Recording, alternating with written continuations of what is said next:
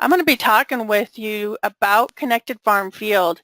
This is a feature within Connected Farm that we've had for a while, but is relatively new as people start to learn how to use the features of Field, and we continue to see new features added there. So it continues to grow, and just wanted to take some time to share with you the features of Field and how to use it.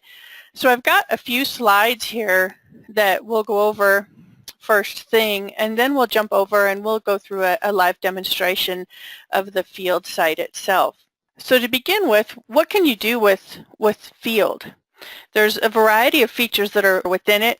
It's going to allow you to, first of all, be able to view the data that you have within Connected Farm organized on an individual field basis. And that's data that's come in either from displays in the field or from the Connected Farm Field app.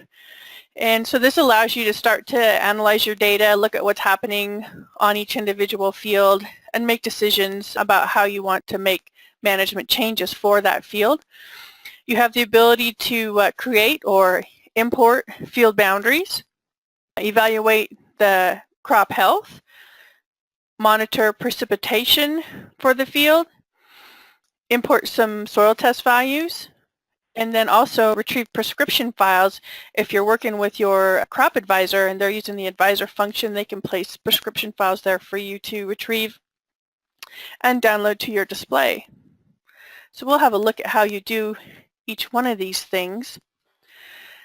But to begin with, when we look at how data is displayed in Connected Farm and what's coming in from a display, so in this case I'm talking about either a CFX 750, an FMX display, or a TMX display, you're going to see that data come in organized as you're used to with that client farm field hierarchy to begin with. If you've collected any boundaries in the field, you'll see those boundaries come in, whether it's a field boundary itself or whether it's individual feature mapping that you've done, points, lines, or areas. Your coverage data will be included, as well as the underlying data associated with that. So you'll always have speed and elevation.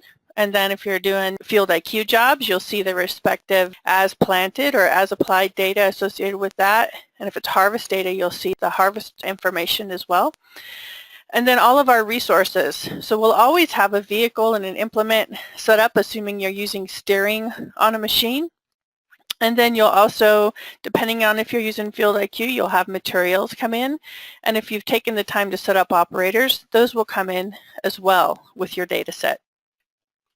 So when we look at the different categories, when we get into Field, we've got different areas that we can interact with the information that's available on that field. So to start with, you'll have a field boundary for the field, and that boundary can either be populated by data that's come in from Office Sync from a display in the field. It can have been collected with the Scout app or with File Sync, and then you can also hand draw your boundaries yourself within Field. We have the ability on each individual field to identify our crop season, so that's going to be the crop year and the crop type. So if you've been using FarmWorks, the same that you're already familiar with using Enterprises. Crop imagery, that's going to be where you can purchase pure pixel images for a field throughout the growing season and look at how the health of your field is changing over time. Soil data is another category where you can import your soil sample locations and then the soil lab data to be able to look at your nutrient maps for the field. And then your task history, this is going to be your field activities. And the task history is going to automatically be populated by data that comes into Connected Farm via Office Sync, or you have the ability to import data into the task history category via USB or using the File Sync utility. And then rainfall, we have another category in an individual field basis that you can get the RainWave Contour service where you can specify a field boundary and get rainfall estimates across the entire area of your field rather than just at a single rain gauge location. And then finally, advisor prescriptions is where we can retrieve the prescription files that have been built for us by our crop consultants that are using the advisor functionality, and they've generated prescriptions for us to retrieve for our field there. Okay, so a little bit with respect to how to set up fields. So it's going to do a lot of the work itself for you. So when data is brought into field, either by using Office Sync or File Sync, it's going to automatically build up that client farm field data structure. It will include your field boundaries and then any resources that we talked about earlier. So vehicles, implements, materials, operators. That will automatically populate itself. And then if you don't have any boundaries for that field, you can hand draw that field there and to define the total acres of the field. And then like I mentioned previously, under the task history, you're going to be able to see the data from Office Sync, from the field app, or from File Sync. And then finally, the last part, the Resources tab, which we'll spend some time looking at, is where if you take some time to fill this out, you'll get some additional information on your field from a financial perspective. So we want to identify there any of the crops that we're growing and assign them to the respective fields, our crop season, which is going to include our yield goal and our season start and end date for that particular crop season or enterprise year. And then if you want to continue and add to your financial analysis under the Analytics tab, then we want to take some time to identify the costs for our operators, our vehicles, implements, and materials. All right, and here's just a screenshot of the Analytics tab. If you have taken the time to fill in that information for your costs, and then you'll have the information coming with your yield data from the field that will be able to look at the net revenue by year and our total expenses for our overall operation and for each individual field. Again, if you don't have yield data, then you can go ahead and enter the information in the field app by entering your total harvest amount and the value there, so you can get the revenue side of it into field. So just to reiterate, we've got 3 different ways that we can get data into field. The first one is Office Sync. So this is going to be an automated process for you. That Office Sync is the service that brings data from the field to the office into our Connected Farm account. That's going to be coming from either an FMX display, CFX, TMX, or FarmWorks mobile software. The Connected Farm Field app, which is another free app that we have available that you can download for Android or Apple devices, and allowing you basically just to enter your field activities. There's no GPS associated with it or no mapping. It's just allowing you to, that notepad that you normally carry in your pocket, that you're entering information about the tasks that have been done on a field, can then automatically be captured with the field app and entered there, and then automatically brought into field. And then finally, File Sync. So File Sync is a process that allows you to bring in data from displays that are not using Office Sync or some other third-party displays.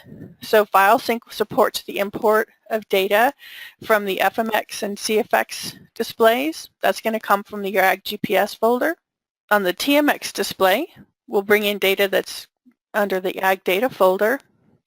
And then we can also read in ISO XML files or task data. So that comes from a number of different companies' displays, including our Trimble yield data, and that's going to be found in the task data folder. And then we can also read in files from Case New Holland files, the CN1 files. So that's going to be your Pro 600, 700, Pro 300, and AFS display. And then on the New Holland side, your IntelliView, IntelliView Plus 2, 3, and 4 that you can bring in. And then also we'll be able to bring in our boundaries in shapefile format. That's not a function of File Sync, that's a function of field. And I'll go through here how to do that just in the next few slides.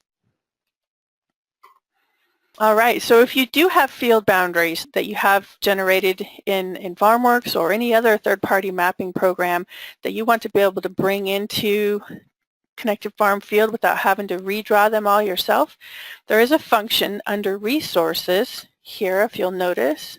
I'm on the Resources tab in Field, and when I go to my Fields view, there's an option over here for me to import my boundaries. So it's going to be looking for those boundaries in the shapefile format. And when you select Import Boundaries, it's going to ask you to indicate for that file set, where's your shapefile the DBF file, and the SHX file. So those three files are all a component of the overall umbrella of what we call the shapefile. You need to have those three files. You simply point to each one of them, and then it will take you to the next step where it's going to ask you then to, for the underlying data that's there, to match up the client farm field and information in that DBF file. So essentially you're going to open that DBF file in Excel or some other software that's compatible that can open a DBF, and you'll just work your way through these columns and find the column that matches each one of the respective categories that it's looking for there on the previous screen. And when you're finished, then you'll have this filled out with for what in the DBF file itself, the column header, which one is for client farm field. If you've got tillable area and tillable area units, you can match each one of those up to this DBF file in the background there. And once you've done that, then it'll automatically bring in your field boundaries. And we also have some export options now within Field. So if you go again to that Resources tab, we have the ability to export our client farm field structure, field boundaries, and then any materials, operators, vehicles, or implements that we've set up. So if you want to take the time to set this up in Field, then you can export that out to your displays. It's going to export it in an AgGPS format, which is supported by the FMX and CFX displays. And it will export it in a zip file format. So that's the format that we need to be able to upload data from to each individual machine in Fleet in Connected Farm. So that's another session about how we can use Fleet to upload files to our machines in Connected Farm that you can access on the Ag Learning Center. All right, so let's have a look at the real thing, PowerPoint slide. So I'll come over here.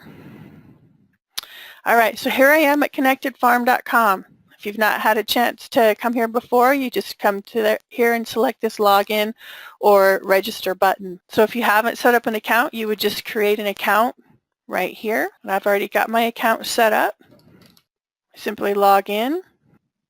All right, and it's going to ask me, because I'm a member of more than one organization, what that means is I can view different people's data from different organizations that I've been invited to view their data. My primary organization is this training org, but then I've got other organizations that I'm allowed to view the data from those organizations. So I can choose this. If you're only a member of one organization, it'll just automatically go directly into your Connected Farm account. All right, so here I am in Connected Farm. You can see I've got three different areas. I've got the dashboard, I've got Fleet, and I've got Field. Those are the primary areas that customers within the field are going to be using. These other areas, the admin side is for the reseller administration site. Advisor is for those consultants that are working using the advisor functionality to build prescriptions. And then Irrigate is for our Irrigate IQ site. But for today, I'm going to focus on the Field site. So I'm going to click here on Field, and it's going to pull up my data. So this is all the data that I have in my Connected Farm account that's organized by field.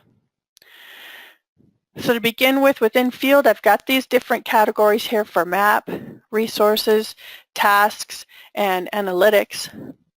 So the primary area where you're going to view your data is here under map. And you can see under map, I can look at my data organized by client, by farm, by field, or by season. And when I come in here, it goes to the world view because I haven't yet selected a field to tell it that I want to look at that field. You can see I've got several different clients in here as part of our training data set. So I want to just find the field. I'm going to come over here to Field. And again, because I've got several fields, I'm just going to search for the field that I'm looking for. So I just start to type in a name, and it brings up those fields that fit that search that I've done. So I'm going to start here with the B pivot. Now, once I've selected the B pivot, it takes me to my individual field view. So you can see here, I've got my client is CSU, my farm is Main Station. I've got a boundary area here that I hand drew this in of 110 acres, and then a tillable area that I added in. And then I've got now my crop season, crop imagery, soils data, task history, rainfall, and advisor prescriptions. So I'll just work my way through these different categories here. So to begin with, I'll look at my crop season. So this is the history that I have on this field that I've got. Last year in 2014, I had this field was split into pinto beans and corn. So I've got two different crop seasons here. If I want to look at the information for that, then I can just select the respective one. Here I've got my edit capability here that I can edit, again, my crop season, the tillable area, and I can hand draw the boundary for that portion of the field, in this case that my field was split into two different areas.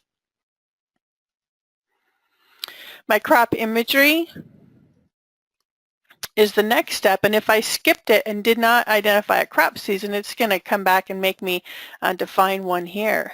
So if I look at my 2014 corn, if you recall, crop imagery was a function where I could look at my PurePixel imagery.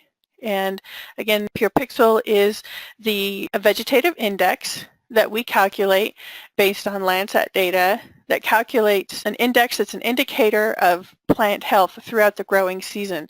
This is from Landsat data. So you can see here I have this option here for purchased, available to purchase, or images that are unavailable because of cloud cover or snow cover, what have you, something wrong with the image that makes it not a viable image to purchase. I'm just going to focus here on my purchased images. So once I choose that, then you can see here, these are the images that I purchased last year, that I have the ability to view them. I can look at my vegetative index, that's a PurePixel index or a chlorophyll index, and I also have an option right here to download that data in a shapefile format. So I can download this image and bring it into any other third-party software. So let's just have a look here. I'm going to look at my index for June of last year.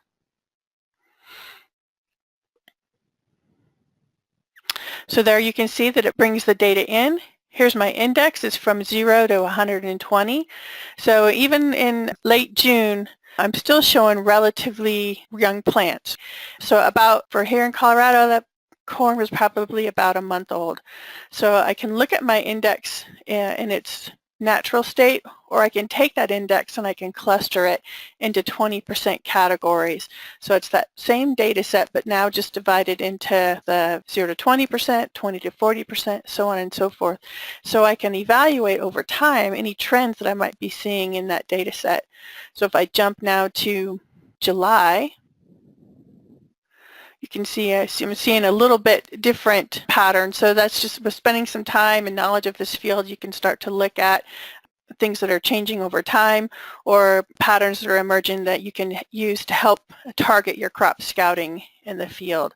So that's what crop imagery is, PurePixel data. Soil data is where I can import my soil information.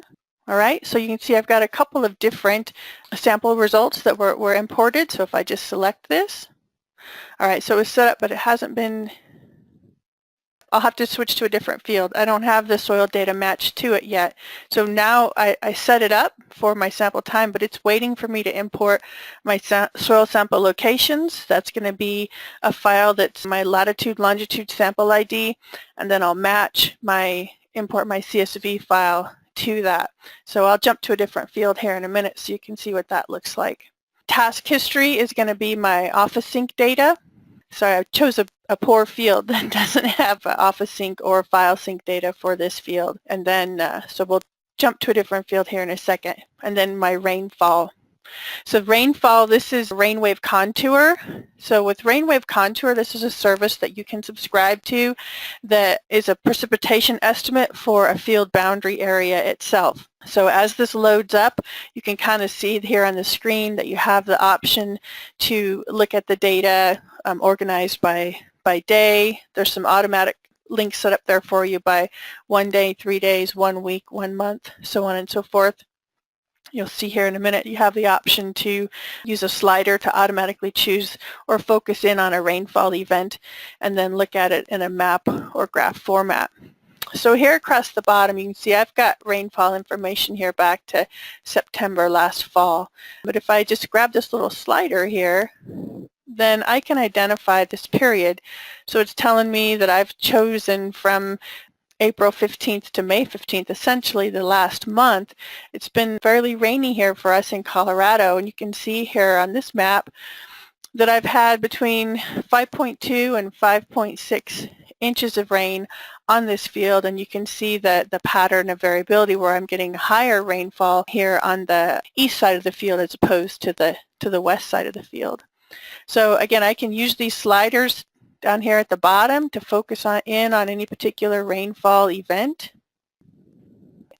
And then I can use these options here to focus in on a day. So we did have rain yesterday. Looks like I got almost an inch of rain. Oh, I chose this weekend.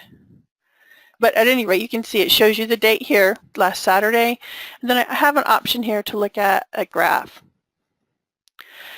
So if I go to the graph format, I have the ability here to look at on a monthly basis, or the time period that I have selected down here, my rainfall, in this case, over time. So I'm looking at my hourly rainfall, and then a cumulative. So the time period I have selected is from Saturday, May 9th to Sunday, May 10th, that you have the ability to look at that. You can hover along here and see. So it gives you the ability to see for that rainfall time period, how did that rainfall come? Did you get it evenly throughout the day, or was it focused on pretty hard rain in a specific event?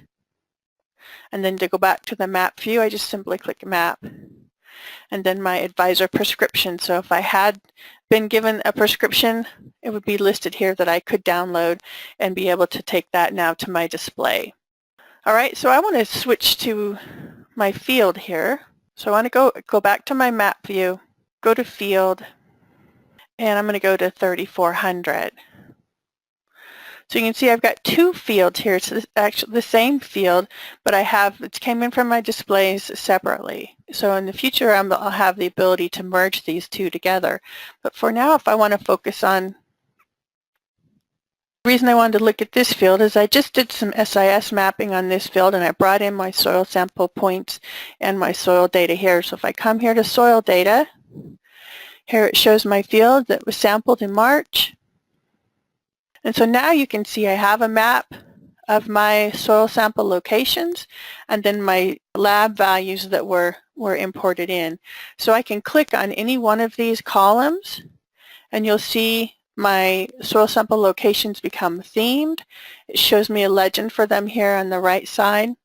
So I had relatively low nitrogen within that field, and I can just work my way through and look at the different columns of information that I want to view. So this is all based on the lab data that I have brought in. So that was just a process of bringing in my soil sample points, latitude, longitude, and sample ID, and then merging my soil sample data in with that when I get it from the lab in a CSV format. So that's how the soil data can get merged in together there. And then task history, I can look at it on an individual field basis. So this would be the tasks that have come in for this particular field. So you can see I've got 3 different jobs that came in for this field from actually last summer and last fall. So if I want to click on any one of these, then I can choose that, and it brings in now my coverage data for that field. So you're seeing that in the map view. You can see my hand-drawn boundary was a bit off from where the actual field was, so I can adjust that. I can go back and edit that. So I've got my vehicle, implement material information, and then this was just a tillage job, so I just have associated with it there my elevation data and my speed data. I can also look at my data. So this is data that would have come in either through OfficeSync or through FileSync.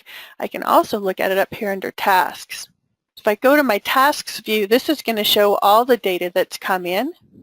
So and I can filter it here. I can filter it by date, by client, by farm, by vehicle, so on and so forth. But you can see this is the information that's just come in. So if I want to look at one of these, so it's just a way to see quickly what data has come in. Now it's going to zoom here to my This is some planting data that came in for my pivot. That my client was Seaworth, my farm was Pineda. And the tillable area says 0 because we don't have a field boundary identified for this field. So I can go back and hand draw that. And then here you've seen the operator. It wasn't listed. Again, I can be able to edit that. My vehicle, my implement, and then my material. So this is a Field IQ job, a planting job. We're doing some seed and fertilizer here.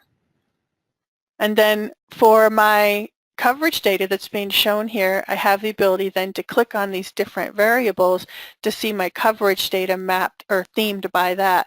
So if I want to look at what my seeding rate was across the field, it'll take it a minute to refresh here, and then it'll bring up a map view of my seeding rate. And you can see my legend over here. So I'm between 37.5 and 38.5 basically, 1,000 seeds per acre. And I can zoom in and zoom out to get a closer view there of that map itself. All right, so I've got all these different variables that I can look at. I can look at my speed to make sure that my driver was planting properly, not planting it too high of a speed. So we're anywhere from just right around 4 miles an hour there. And it looks to me like we've got two different jobs here that this was merged together into one field, but this was one planting event here, and this is another planting event up here. So that's how we can view our data. Again, this came in either from OfficeSync or from FileSync. And then let's go back and look at our resources. So resources, again, is where you can set up your client farm field. So this data can either have come in automatically from the field, or you can come over here and add a new client. So for each one of these, you can set up your own client farm field structure and then export that out to your displays. So I've got my clients, my farms. You still have the option here to add a farm and specify the client that it needs to be saved under. Same process with my fields. So, but remember, under fields here, now I have this option to import my boundaries. So if I have my boundaries in a shapefile format from another program, I can simply click import boundaries here, and it's going to direct me to point to where my shape file, my SHX file, and my DBF files are located to bring that data in. Crops is specifying the crop type, and now you'll notice that I'm starting to see some dollars come into this. So these are prices that I've specified when I added a crop. I can add the respective crop for the year. So I know that I'm going to need some beans for this year. So I just select Save. And then I can come in here and edit and add my price to that. So what is my expected price for beans? And then that'll get added to my list that I can assign to a particular field. Crop season then is going to be for those respective crops, the crop type that you have. And again, you can edit any one of these, showing your start date and your end date for that crop season. What is your default yield goal? Now here is a list of all of my fields that I can come in, and I can just quickly identify those fields that I know I'm going to plant to beans this year simply by putting a check mark in those boxes. Operators. So here's my operator list, and again, you can specify for your operators the wage here under your unit cost. So this gets tied in. Some of this, you see some additional details here besides just your name. You can specify their EPA license number, their job title, their group's email, so on and so forth. But the rest of this related to logins and QR codes and things like that, that's tying back over here to Fleet. So if you are using Fleet and you're doing productivity and delay monitoring of your machines in the field, when a delay is encountered, it'll ask the operator to log in. So this list is tied to that list. They're both working together, so no matter where you're at, your list of operators gets coalesced together and you've got everything available in both places that you need. But the only parts that we're using here is just the operator name and their hourly wage that's going to be used when we look over here on analytics. Vehicles. So these are the vehicles, again, that have come in from the field or that I've set up. So I can look at an existing machine by clicking on the Edit button. And again, you'll see if you've used Fleet at all, you'll see that this information is tied together, so you don't have to enter it more than once. Once you've got it set up, it applies everywhere. So you can come in here and identify the name of your machine, your manufacturer, and your vehicle type for organization, and then the unit cost. What does it cost you per hour to run that machine? The rest of this information is all related to Fleet or OfficeSync. So Fleet is our telematics device, our DCM 300 modem, and OfficeSync would be our display serial number if we had OfficeSync active for this machine. But again, the only pieces you need are just the name of the vehicle and the cost per hour, and then you can use this to organize them by type and by group. Implement, again, very similar. So you see the similar process throughout that you can see I don't have any cost associated with my implements. I've got several implements that have come in from the field. So all that I'm entering here is just the name of my implement and what it's costing me per hour to run that implement. And then finally is materials. So materials, again, is going to be related to Field IQ. What materials are we using out there in the field? They can also just be collected with the Field app. So what different commodities or chemicals are we using there in the field, and what is our cost per unit of application? So all of these are going to tie in to my Analytics tab, but before I go there, I just want to point out here we have our option for the export resources. So you can simply click on Export, and it'll tell you what it's going to export, and then it's going to export that in an AgGPS format.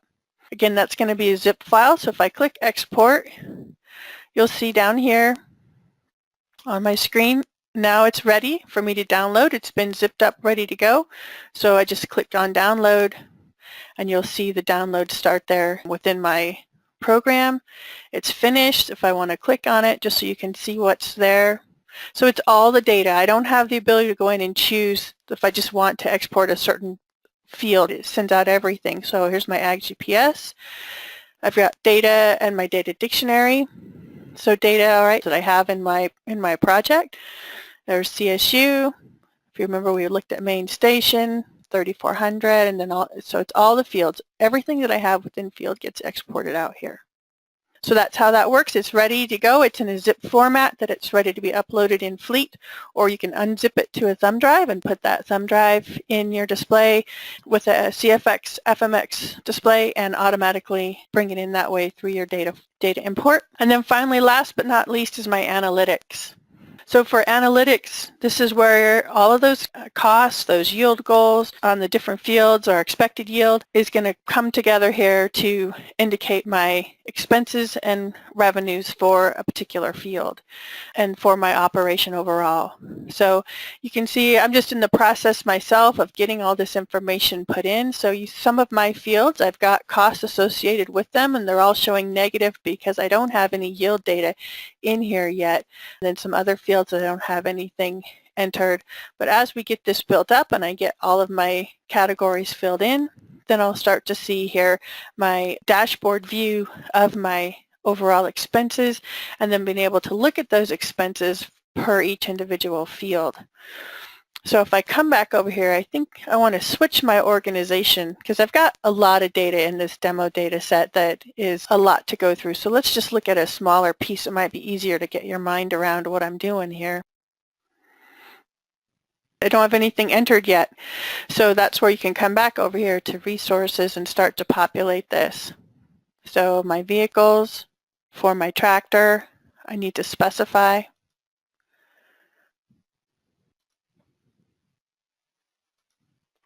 So it's asking me, do I want to update my costs? And now, so now I believe if I come back over here to my analytics, we'll see some numbers here because the tractor I didn't have that machine used. So essentially I need to spend some time filling out my information here with my crops, my yield data. I can do that with the field app since I don't have yield data for this field, and then that will fill in my analytics. So hopefully that gives you an idea here of the different options that we have within field, the different things that you can do. It's pretty simple to get set up. It's just as simple as either, if you're using OfficeSync, most of your data is already going to be there. You just may need to do some cleanup and some filtering on that. And then as far as you can bring in other data using FileSync and be able to have that information available, or also now support from a variety of other displays as well. So one thing that you may or may not have noticed was that in field, if I had task history for a field but I didn't have a field boundary, it still showed my acres to be 0.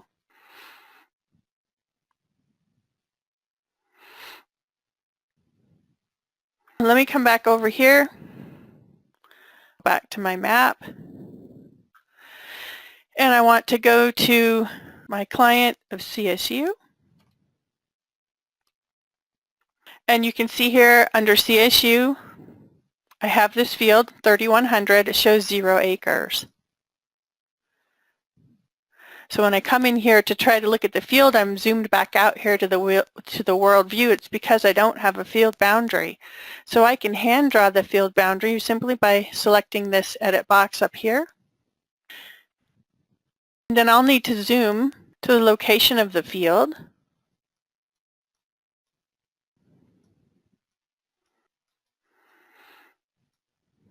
So you simply just click and drag to move. So here it is. Zoom in a little more. So this is field 3100. To add my field boundary, I simply just start to click. And again, I didn't choose a nice square field, right? So I just click along around the edge to identify this boundary. So you can be as precise and as specific as you want.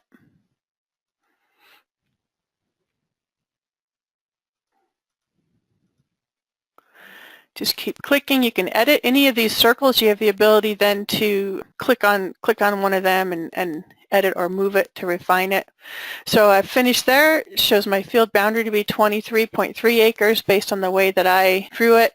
And you may know, if you're familiar with the field, that, well, it's really 22 acres that's tillable. So I just hit save. And so now, from now on, when I come in and look at this field, it's now I'm not at that world view anymore. Now I'm at my individual field view, and I can go ahead and start to identify my crop seasons. And so I have some data that's been unassigned this previously, so this was probably from last year. Again, it helps to know what was happening with this field.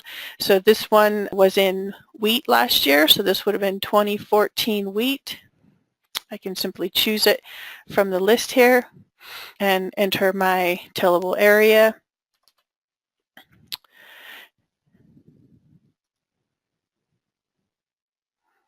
And so you can just start to fill in this respective information for this field. All right, I don't know that there's any task histories for it that I can click on and then be able to see. Again, so you can see, well, we've got some differences here in how this field was named in the tractor and what was actually what I call field 3100. So again, we need to do some editing. This is part of this process of making sure that we get things set up properly before it gets sent out to the field, so that we get it named properly instead of having to come in here and fix this. Now this is actually a different field that and overlapped into this field 3100.